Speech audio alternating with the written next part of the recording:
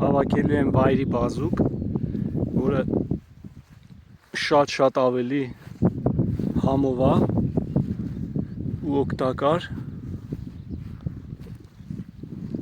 քան սովորական բազուկները։ Նայեք, բնության մեջ որ հանդիպեք, ճանաչեք։